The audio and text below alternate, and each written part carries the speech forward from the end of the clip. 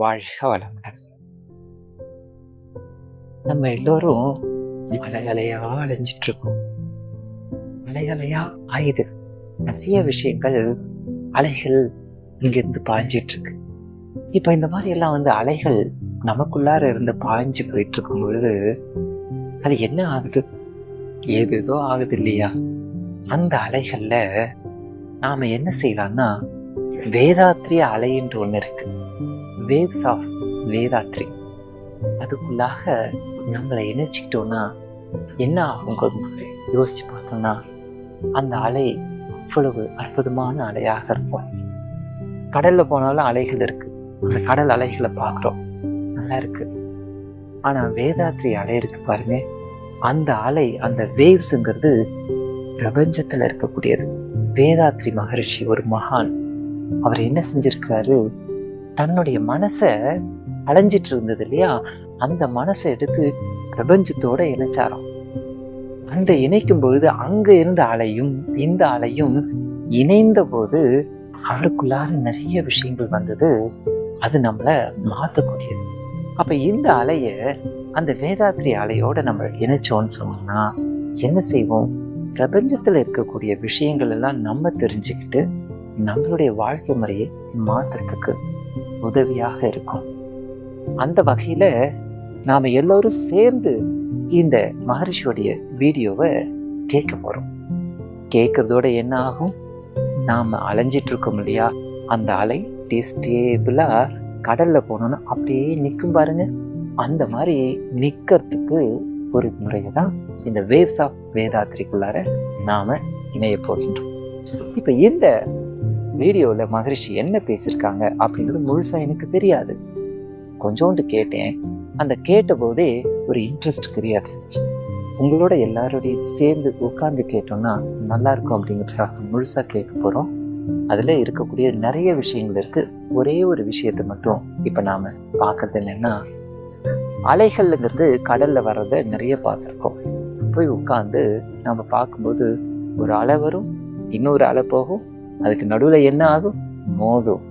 இது வேதாத்ரி மகரிஷி அவங்க அற்புதமாக இதுல ஆரம்பத்திலேயே சொல்றாங்க.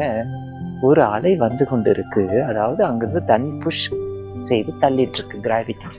அது போய் இன்னொரு புஷ் அங்கிருந்து வரும்போது அது திரும்பி வரும்போது இதுவும் அதுவும் மோதுதான். அது மோதும் போதுதான் ஒரு அலையாக அங்க உருவாகுது. எத்தனை தடவை பார்த்துருக்கோம் அலைய, ஆனா அது எப்படி வருதுன்னு தெரியவே இல்லைல்ல. இப்படிதான் உருவாகுதுங்கிறாங்க. இது கதையா சொல்லல அவரு, கதையோட நிறுத்திக்க கூடாது. அந்த இடத்துல நாம எப்படி வந்ததுங்கிறது அதை மட்டும் ஒரு நேச்சர்ல நடக்கக்கூடிய விஷயம் இல்லை.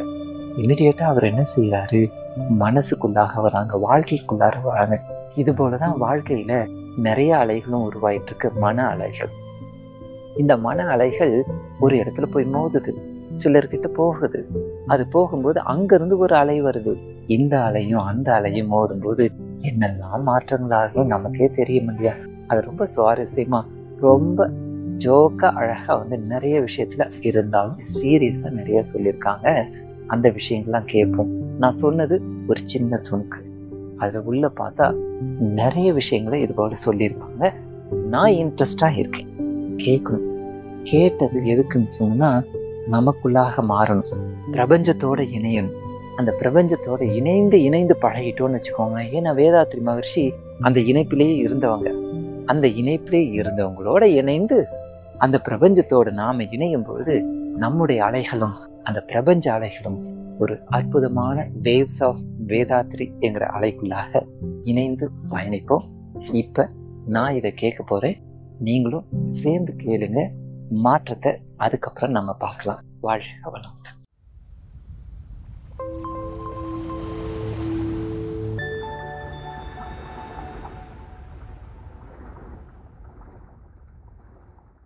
கடலை போய் பார்க்கிறோம், அலை வந்து கொண்டே இருக்கிறது. எவ்வளவு தொலைவில் இருந்தா வருது. அது கரையில வந்த பிறகு வரும்போது அப்ப ஏன் அவ்வளவு உயரம் எழுப்பணும்? இது நீங்க யாராயும் யோசித்து பார்த்தீங்களா?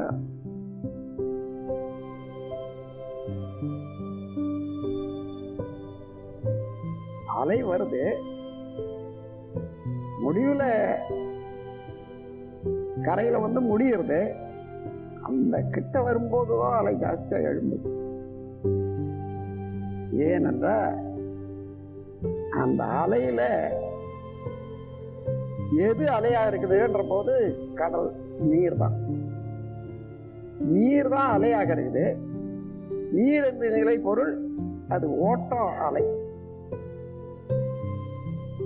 அப்ப ஓடி வந்தது, கரையில வந்த பிறகு ஓட இடம் இல்லை. அதனால அது நின்று போகுது. நிக்கிறதுன்னா கடை வந்த தண்ணி வேற எங்கேயாலும் ஓடணுமே. இப்ப எங்க ஓடுன்னு நினைக்கிறீங்க? திரும்பி கடலுக்கே போகுது, பூமி ஓரமாகவே. அப்படி வரும்போது இன்னொரு அலையே வருது. இது கீழே போகுது, அது மேல வருது பாருங்க. இது கீழே போற நிலையை நாடி ஓடக்கூடிய தண்ணீரானது அது மேல வரக்கூடிய மோதும் போது அங்க சொல்றது பாருங்க. அதனாலதான் அது அலை வந்து மேல வருது. அலை தானா வரக்கூடியது மேல வரல. சரியா போய் கவனிச்சு பார்த்தீங்கன்னா தெரியும். முடிந்த அலை தண்ணி திரும்பி போகுது. அந்த திரும்பி போற போது இன்னொரு அலை வருது பாருங்க. இது இப்படி போகுது, அது அப்படி வருது. அந்த சுழற்சியில இது தள்ளிதான் மேல எழும்பு.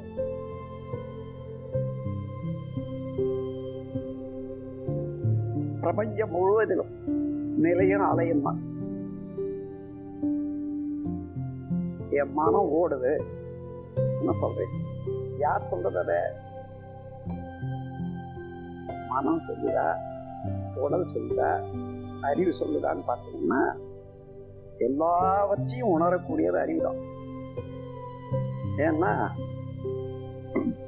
அறிவு என்ற நிலை பொருளை தவிர்த்து பார்த்தா எல்லாமே அலை பொருள் தான். எல்லாமே ஓட்டத்தில் இருக்கிறது தான்.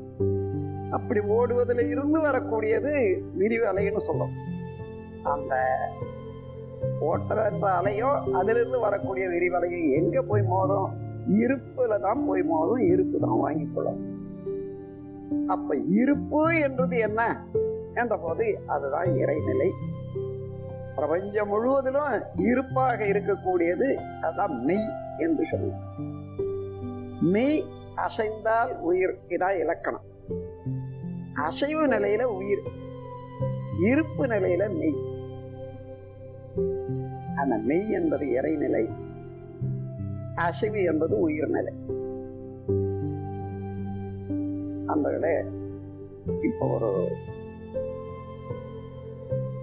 அனுமானத்துக்கு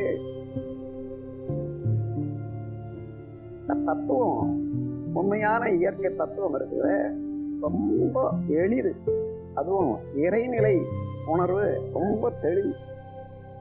கடவுளை பற்றிய தெளிவடைகிறது ரொம்ப கஷ்டமே இல்லை. அதுதான் எல்லாத்தை விட சுலபமானது. பணம் செலவில்லை, எங்கேயும் போக வேண்டியதில்லை. எல்லா இடத்துலையும் ஊடுருவி நிற்கக்கூடியதை அறிந்து கொள்றதுக்கு நமக்குள்ளேயும் இருக்குது, நமக்கு சுத்தி இருக்குது. இது வரைக்கும் வேதங்கள், புராணங்கள், இன்னும் மற்ற தத்துவ ஞானிகள் எல்லாம் சொன்னது என்ன? சுத்த வெளிதான் பிரம்மம், அதுதான் இறைநிலை என்று சொல்லியிருக்காங்க. ஆனா அத கடவுளையே காண முடியாத ஒன்று அப்படி சொல்லிட்டாங்க. காண முடியாத ஒன்று என்று சொன்னது நான் உங்களுக்கு எடுத்துக்காட்டுற சுத்த பொய். அது சுத்த வெளி எங்கே இருக்கிறது நாம கண்ணால பார்த்துட்டு தானே இருக்கோம். அது காண முடியாது எப்படி சொல்றது? இங்க இந்த காற்றுல சூரியனுடைய அலை படுறதுனால கொஞ்சம் வெளிச்சம் இருக்கு. அந்த வெளிச்சத்தை தட்டுருங்க, அப்ப அங்க இருக்கக்கூடிய இறைநிலை நல்லா தெரியும். அப்படி கைய முடியும். இப்போ உள்ள இந்த வெளிச்சத்தை தட்டாச்சு. இப்போ உள்ள என்ன இருக்குது? இப்போ சுத்த இருக்கு. இருளாக உள்ளதுதான் இறைநிலை. வெளிச்சத்தை நீக்கி, ஒலியை நீக்கி, அலையை நீக்கி பார்க்கிற போது மிச்சம் உள்ளதுதான் சுத்தம். அது இல்லாத இடமே இல்லை.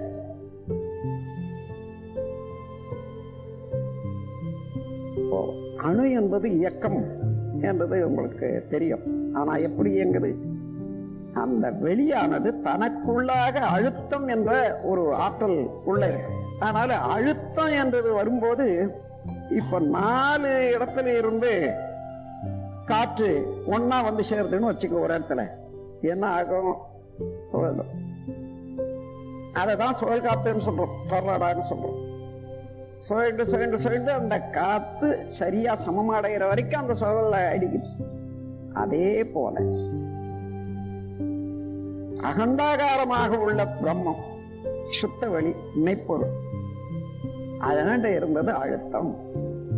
அந்த அழுத்தத்தினால எல்லா புறமும் அழுத்தும் போது ஒரு இடத்துல சேர்ற போது சுழல ஆரம்பிக்கும். அது எந்த இடத்துல சுழல ஆரம்பிக்கப்போ, ஆலியாரா அல்லது ஜெர்மனால அப்படி இல்லை. இந்த பிரபஞ்சத்துல எத்தனை அளவுல இருக்கோ அங்க எல்லாமே எந்தெந்த இடத்துல அந்த அழுத்தம் ஆத்ம அழுத்தம் வருமோ அங்கெல்லாம் சுழல். அந்த சுழல் அலைதான் மின்னு சொல்றேன். ஏன்னா இந்த பிரஷர்ல அதுக்கு மேல பெரிய அளவுல அது உருவம் இருக்க முடியாது. அதனால கடைசி நிலை வரைக்கும் நுண்ணியதாக, அது ஆங்கிலத்துல இன்ஃபினிட்சிமல் என்று சொல்றாங்க. அத விளக்கவோ அல்லது அளவு கொடுக்க முடியாத ஒரு பருமனுடையதாக. அதுதான் இது மெய்தான். அது அசைஞ்சது, அது உயிராச்சு. அப்போ எது உயிராக இருக்கிறது என்றால் மெய்தான் உயிராக இருக்கிறது. அப்ப அந்த உயிருக்கு மெய் என்றது அசைவற்றது, உயிர் என்பது அசையும் போது வேற பேர் வந்தது. நேற்று பால், அது உரை குத்தின பிறகு இன்னைக்கு தயிர். என்னைக்குமே அதை பால் பாலுன்னு சொல்லிட்டு இருக்க முடியாது. தண்ணி ஊற்றி கலக்கி மோர், அதனுடைய மாற்றங்களுக்கெல்லாம் தனித்தனி பெயர் வைக்கிறோம். அதே போல இருப்பு நிலையாக உள்ளது இயங்க ஆரம்பித்த பிறகு விண், அதாவது அதை விட நுண்ணியது இல்லை, பரம அணு. அணு என்றால் நுண்ணிய பொருள், பரமாணு அதை விட நுண்ணியது இல்லை என்றதுதான் பரமாணு. அப்போ அப்படி சுழலுதுன்னு வச்சுங்க. அப்படி சுழன்று எவ்வளவு வேகமாக சுழன்றாலும் ஒரு சக்கரம் முனையில், அதாவது சுற்று வட்டத்தில் இருக்கக்கூடிய விரைவு வேகம் நடுமையம் இருக்குமா? ஒரு சக்கரத்தையே நீங்க சுத்துறீங்க, 6 அடி சக்கரத்தை சுத்துறீங்கன்னு சொன்னா அங்க எவ்வளவு வேகம் இருக்குது அதே வேகம் மையத்துல வருமா? வர வர வர குறைந்து கொண்டே வரும். There is a point in the center where there is no motion at all. ஒரு மையத்துல ஒரு இடம் வரும், அங்க இயக்கமே இருக்காது, அங்கதான் முடியும். அப்ப எது சுழலுது? இந்த சுத்த வெளிதான் சுழலுது. எது அரூபம்னு சொல்றோமோ அதே தான் சுழலுது. அங்க நிலைத்த பொருளாக இருப்பது என்ன? அதுவேதான். அப்போ பிரம்மமே மையத்துல அது பிரம்மமாகவே இருக்குது, இங்க அலையாகிறது. இங்க மையத்துல நிலையாக இருக்குது, சுற்றிலும் அலையாக இருக்கு. இவ்வளவுதான். மிச்சம் இந்த பிரபஞ்சத்துல பாக்குறமே எல்லா பொருளும் இந்த விண்ணனுடைய கூட்டு தவிர வேற ஒண்ணும் இல்லை. விண்ணும் வெளியும். இதுக்கு முதல்ல நீங்க வந்துடணும். எந்த பொருளை எடுத்து பிரிச்சு பிரிச்சு பார்த்தாலும் கடைசியில விண்ணுதான் இருக்கு. அந்த விண்ணை தவிர என்ன இருக்குது பிரபஞ்சத்துல இருந்தா வெளிதான் இருக்கு. அப்ப அணுவும் வெளியும் தவிர ஸ்டேஷன் ஆட்டம், இதை தவிர வேற ஒண்ணும் இல்லை. அந்த இடத்துக்கு வந்துட்டோம். அப்போ அந்த மைய புள்ளி இருக்குத, அந்த மைய புள்ளி என்ன? சுத்தவெளி தானே. அது சுற்றிலும் உள்ள சுத்தவெளியோட இணைந்துதானே இருக்கணும். அது அப்படி இணைந்து இருக்கிறதுனால 2 பக்கம் உள்ள அழுத்தம் நாலாவட்டத்துல அந்த மைய புள்ளி கொஞ்சம் விரிய விரிய, சுற்று வேகம் குறைய குறைய ஒரு அணுவோட இன்னொரு அணு சேர்ந்து நெருங்கி இயங்க ஆரம்பிக்கும். அதுல இருந்துதான் காற்று உண்டாச்சு. இன்னும் நெருங்கி இயங்குற போது அழுத்த காற்று, அதற்கு மேல நெருங்குற போது தண்ணி கட்டி போடும். பிரபஞ்சம் முழுவதிலும் பார்க்கறது அவ்வளவுதான். இப்போ 10 கோடி மைலுக்கு அப்பால ஒரு அணு பிறந்தது அதனுடைய சுழல் வேகத்துல. இந்த அணு 10 கோடி மைலுக்கு அப்பால இன்னொரு அணு அப்படியே இருக்கிறதா வச்சுக்கோங்க. எல்லாவற்றையும் சுத்தி இருக்கக்கூடிய சுத்த வெளிக்கு என்ன என்ன அதனுடைய இயல்புன்னா அழுத்தம். சுற்றிலும் இருந்து அதற்குள்ளாக இருக்கக்கூடிய பொருள் அனைத்தையும் அழுத்திக்கிட்டே இருக்கு. அப்ப அப்படி அழுத்ததுல எல்லாமே ஒன்று சேரணும். எதுவுமே வெளியே போக முடியாத ஒன்று சேரும். அப்படி கொண்டு வந்து சேர்க்கிற போது 1 கோடி அணுக்கள் ஒன்றா கூடிச்சுன்னு வச்சுங்க. ஒவ்வொரு அணுவிலையும் தன்னுடைய சுற்று வேகத்தினால ஒன்று தள்ளி நிற்கக்கூடிய இடம் வச்சுக்குது. ஆனா சுற்றில இருக்கக்கூடிய சிவம் தன்னை இறைநிலையானது அதனுடைய அழுத்தத்துல ஒன்றை விட அண்ணாண்ட ஓட விடுறதே இல்லை. அப்போ இறைநிலையானது எல்லாவற்றையும் சேர்த்து அழுத்தி பிடிச்சிட்டே இருக்குது. அதனுடைய சக்தி நிலையானது அலையாகி ஒவ்வொன்றுக்கு இடையில வெளியே வச்சுட்டு இருக்கு. இந்த நிலையில பஞ்சபூதங்கள் தோன்றி எத்தனை கோடான கோடி நட்சத்திரங்கள் தோன்றி அதுல உலகம் தோன்றி உலகத்துல ஓரறிவுல இருந்து தாவரத்துல இருந்து 6 அறிவு உள்ள மனிதன் வரைக்கும் வந்திருக்கும். அந்த நடு மையத்தில் இருக்கு பாருங்கவே சுத்தவெளி. அதுதான் இப்ப நம்ம உடல்ல ஓடிக்கொண்டே இருக்கக்கூடிய உயிர் சக்தியில நடு மையத்தில் இருக்கக்கூடிய சுத்தவெளி. அதையெல்லாம் அங்கதான் வந்து மோதணும். அதனால அதை உணர்றது அதுதான். அப்ப உணர்வவன் அறிவு. அந்த அறிவு படர்க்க நிலையில அலையினால இல்லைய கையை வச்சு தோன்றுது. அப்போ இது அலை. மனம் என்பது அலை, அறிவு என்பது நிலை.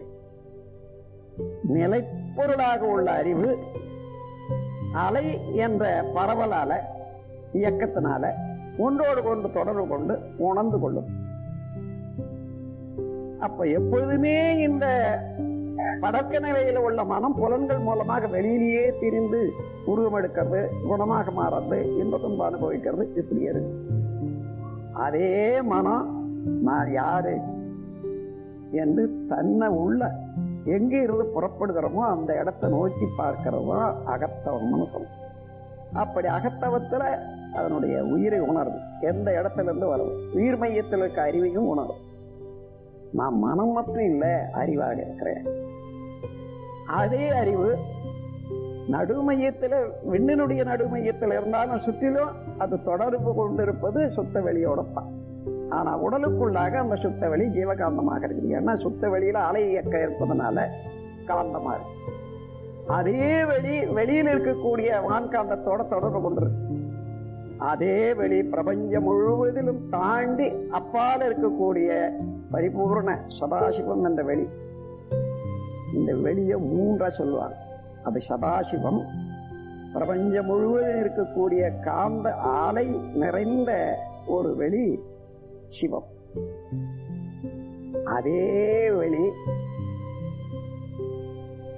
உயிர் மையம் விண்ணுடைய மையத்தில் இருக்குது பாருங்க, இது சக்தி சிவம். சக்தி சிவம், சிவம், சதாசிவம்னு 3ஆ சொல்லுவாங்க. இந்த வெளிதான் வேற ஒண்ணும் இல்லை. ஆனா இடத்துக்கு தகுந்தவாறு பேர். சக்தி சிவம் என்பது உயிர் மையத்தில் இருக்கக்கூடிய சிவநிலை. இததான் முப்பாழ் முப்பாழ் முப்பாழ்னு சொல்ல கேள்விப்பட்டிருக்கீங்க. 3 பாழ் இருக்கிறது பிரபஞ்சத்துல என்று 3 பாழ். ஒன்று உயிர் மையத்தில் இருக்கக்கூடியது சுத்தவெளி பாழ். அது பிரபஞ்சம் முழுவதிலும் அலையோட சேர்ந்து பிரபஞ்ச காந்தமா சக்தி இருக்கக்கூடியது வெளி. அது ஒன்று.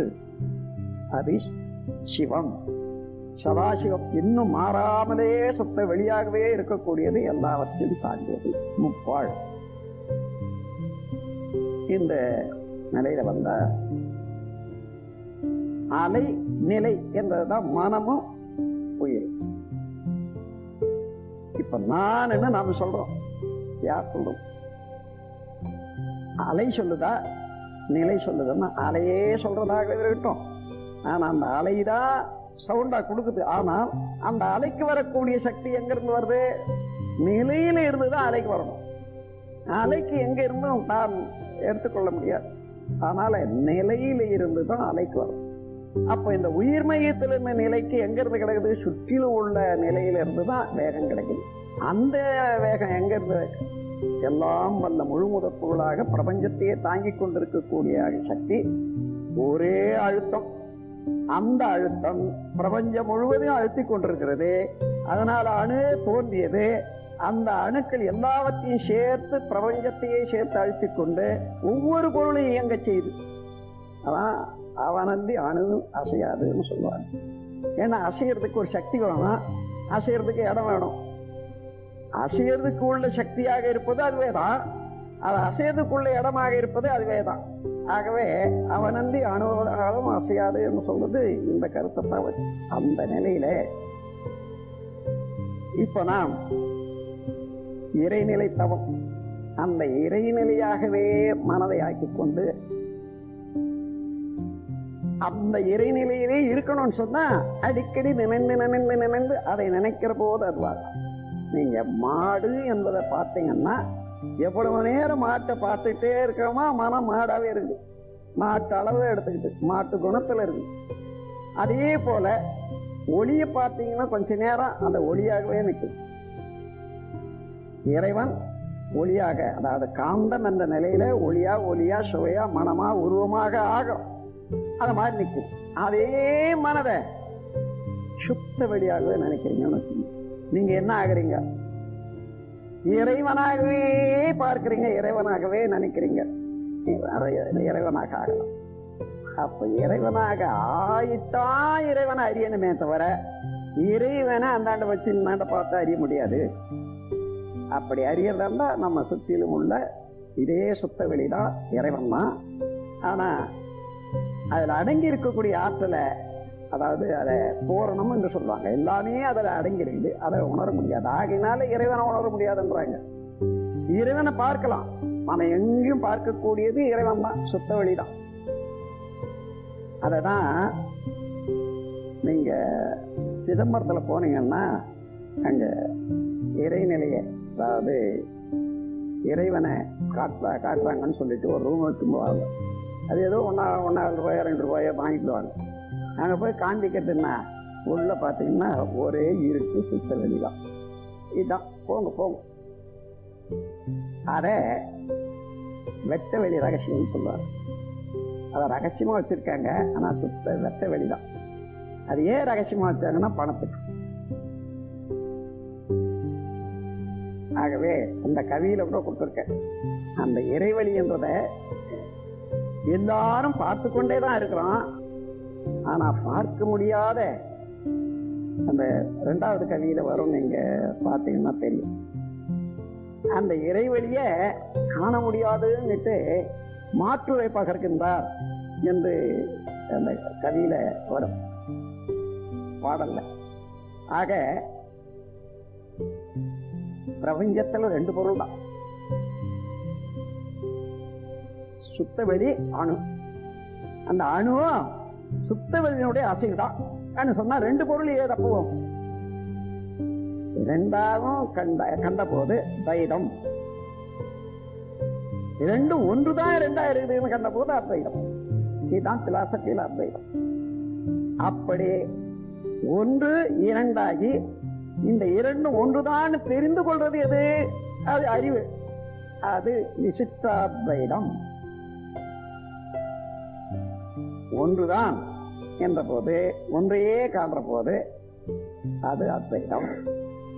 அது 2ஆக பிரிந்துதான் சக்தியும் சுகமாகத்தான் பிரபஞ்சம் மலர்ந்து இயங்கிக் கொண்டிருக்கிறது என்ற கருத்துல துவைதம் 2.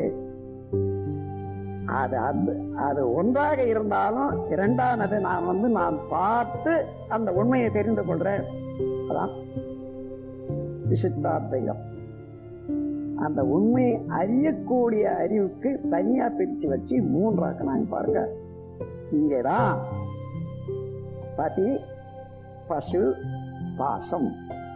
பதி என்றால் இறைவன், பசு என்றால் உயிரே, அதுல இருந்து தோன்றியது உயிர். அந்த உயிரிலிருந்து தோன்றிய அறிவு ஆனந்தமாக இருக்கு. பசு பதி பாசம் எந்த பொருளோடவும் நிலைச்சி தொடர்பு கொள்ளுது பாருங்க. இதுதான் சத்து சித்து ஆனந்தம் சச்சிதானந்தம். எல்லாமே நீங்களாதான் இருப்பீங்க அறிந்து பார்த்தீங்கன்னா. உங்களை தவிர்த்து வேற ஒன்றும் இல்லை. உடல் முழுவதும் இந்த உயிராற்றல் இருப்பதனால உயிர் சூழல் எப்பொழுதும் அது விரிவலை ஏற்படுத்தி நம்ம உடலுக்குள்ளாக இருக்கக்கூடிய சுத்த வெளியில அதை கலந்து காந்தமாகி ஜீவகாந்தமாக இருக்கு. இப்ப கையை நீங்க அப்படி வச்சு பார்த்தீங்கன்னா தெரியும். காலையிலேயே நீங்க அதை பார்த்துட்டீங்க. அதுல இருந்து நல்லா தெரியுது இல்லையோ உடல் முழுவதும் ஜீவகாந்த சக்தி இருக்குதுன்னுட்டு. அதே சக்தி இப்ப கையில அப்படி மனசுல மனம் என்றதுல ஒரு டேங்க்ல தண்ணி இருக்குது. எந்த குழைய திருப்பினாலும் அந்த குழைய மூலமாக வருது பாருங்க. அந்த குழாய் மூலமா அதே போல குழாய போல உள்ளது மனம். மனதை எங்க நிறுத்துறீங்களோ அந்த இடத்துல அது மாறி வெளியாகும் காந்த சக்தி. அதே போல விரல் அப்படி கொண்டு போனோமா மனம் இங்க விரல் முனையில வச்சா அந்த விரல் முனையில அந்த காந்த சக்தி வெளியேறி அப்போ உணரும். இதேதான் இப்போ ஒருத்தருக்கு ஏதோ ஒரு நல்ல உணவுப் பொருள் கொடுக்குறோம்னு வச்சுங்க. இந்த கையினால கொடுக்குற போது அந்த கருத்தும் கையும் அப்படி சேர்ற போது அந்த உணவுப் பொருள்லையும் இதே மேக்னட்டிக் அலை வீசும். உங்களுடைய கருத்து, உங்களுடைய உள்ளம், உங்களுடைய வாழ்த்து எல்லாமே சேர்ந்து அந்த உணவை தூய்மையாக்கி விடும், மேன்மையாக்கி விடும். அதான் அதை பிரசாதம் பிரசாதம்னு சொல்லி நல்லவங்களாக இருந்தால் அதை வாழ்த்து கொடுக்க சொல்லி சொல்றதெல்லாம் அவ்வளோதான். அந்த வாழ்த்துலேயே அந்த அலை அதில் பாஞ்சிடும். இன்னும் ஒரு வகையில சொல்றேன். யார் ஒருவருக்கு இந்த ஜீவகாந்த சக்தி கூடுதலாக இருக்கோ அவர்கள் ஒரு சமைக்கிறாங்க, பார்த்து கொண்டு தானே சமைக்கிறாங்க, கையை தொட்டு தானே சமைக்கிறாங்க. அந்த பொருளுக்கு சுவை ஜாஸ்தி ஆயிடும், உடல் நலம் கொடுக்கும். ஏன்னா இந்த இன்னும் ஒரு இதுவா எப்படி உணரலாம்னா, இட்லி மாவு கரைச்சி வைக்கிறோம். எல்லாரும் கரைச்சா புளிக்கிறது இல்லை. சிலர் கரைச்சாக்கா புளிக்குது, சிலர் கரைச்சா புளிக்குது. காரணம் தெரியுமா உங்களுக்கு? யாருடைய உடல்ல ஜீவகாந்த சக்தி அதிகமா இருக்குதோ அவங்க கரைச்சா புளிக்காது.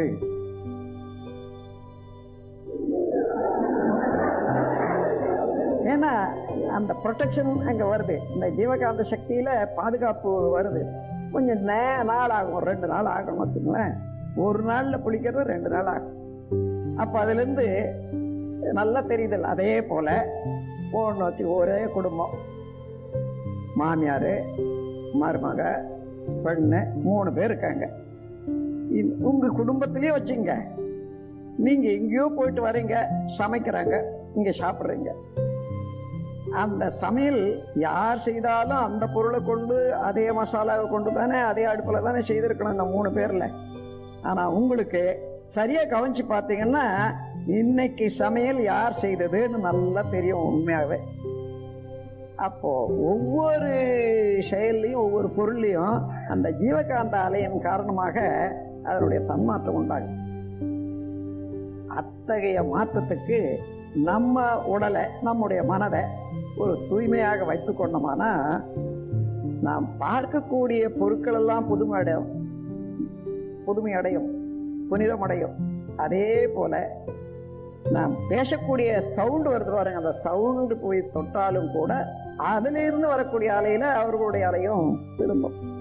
அதனால்தான் சொல்றது, நல்ல அறை பார்க்கிற போது அதுவும் நல்லது. அப்புறம்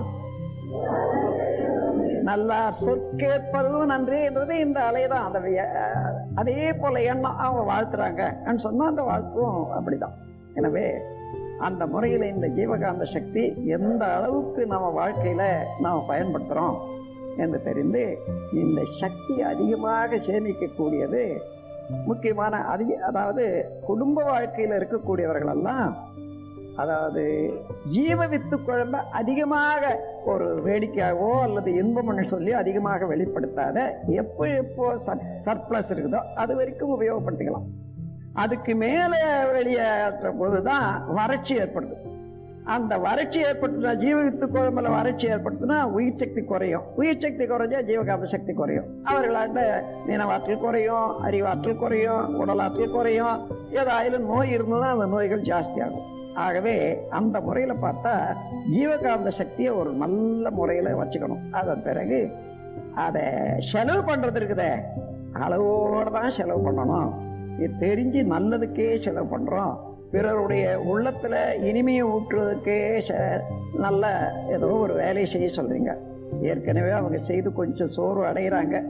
அந்த சமயத்துல ஆனா தவிர்க்க முடியாத சொல்லணும், சரி அதுக்கப்புறம் போகலாம், அங்க இரு செய் அதை சொல்றதுக்கு தயவுசெய்து அதையும் செய்துட்டு போ சொல்றதுக்கு வித்தியாசம் இருக்குதா இல்லையா? வேலைதான் எடுறீங்க. அந்த சொல்லுல உள்ள கனிவு, அந்த கனிவுல ஏற்படக்கூடிய மனம், அதுல நட்பு உருவாகும்.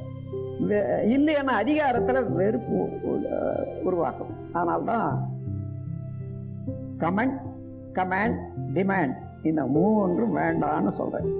கமெண்ட்னா மூன்றாவது, அதாவது ரெண்டு பேரு நின்று பேசிக்கொண்டிருக்க மூன்றாவது ஆளை பற்றிய வர்ணனை.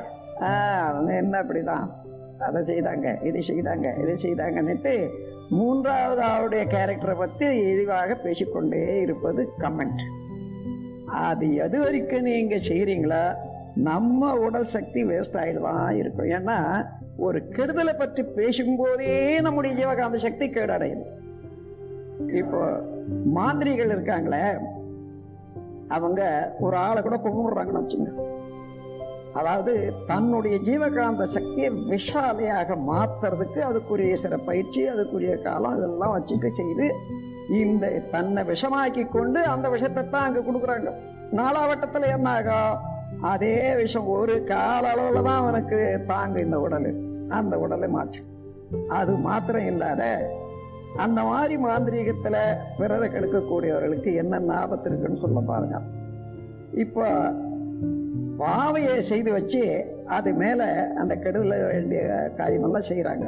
செய்யற போது இவனுடைய மனைவி இன்னும் ஒரு வெளியே போனாரு, இன்னும் வர காணாமே, சாப்பிடணுமே நினைக்கிறாங்கன்னு வச்சுங்க. அந்த அன்பான எண்ணம் வருத, அந்த எண்ணத்துல இவனுக்கு அவங்களுடைய எண்ணம் வரும். இந்த முள்ளு எடுத்து குத்துற போது எதிரி மேல மனம் வச்சு இல்லையே அவன் செய்யணும். அதுக்கு பதிலாக இவங்க நினைக்கிற போது அவன் எண்ணம் வராது, மனைவனுடைய எண்ணம் வரும். போச்சு அந்த உடம்பு. அது மாதிரி அவங்களுடைய நண்பர்கள் எல்லாம் கெட்டு போவாங்க, நண்பர்கள் எல்லாம் செத்து போவாங்க, உடல் நலம் கெட்டு போகும், குடும்பத்தில் இருந்த ஒவ்வொருவரையும் பாதிக்கும். ஆகினால அந்த கேடான எண்ணங்களுக்கு இடமே கொடுக்க கூடாது. அதெல்லாம் அப்படி எல்லாம் பார்க்கிற போதுதான் ஜீவகாந்த சக்தியினுடைய பெருமை நல்ல விளங்கும். அதை தூய்மையாக வச்சு கொள்ளலாம். நமக்கு ஒண்ணு யாரையும் கெடுத்து நம்ம வாழ வேண்டியதில்லை, அது போதும். ஆகவே அந்த முறையில் இப்போ நீங்க இந்த ஜீவகாந்த சக்தியை மேலும் மேலும் பெருக்கிக் கொண்டு இந்த உங்க வீடு இருக்கு பாருங்க, அந்த வீட்டையே ஒரு தெய்வீக அளவீசும் ஆலயமாகவே வச்சுக்கலாம். அந்த முறையில நீங்கள் அந்த மாதிரி தவம் செய்து நல்ல எண்ணத்தோட இருக்கிற போது அங்க உள்ள சூழ்நிலையே மாறிடும். குழந்தைகள் எல்லாம் நல்ல மாதிரியாக வளருவாங்க. வரக்கூடியவங்க போகக்கூடியவங்க கூட உங்களுக்கு நட்பாகவும் உங்களுடைய வாழ்க்கைக்கு ஒத்தாசையாகவும் அமைவாங்க என்று கூறி ஜீவகாந்த சக்தியினுடைய பெருமையை உணர்ந்து அதை நல்ல மாதிரியா பயன்படுத்திக் கொள்ளுங்க என்று கூறி இன்றைய நிகழ்ச்சியை நிறைவு செய்கிறேன். வாழ்க வளமுடன்.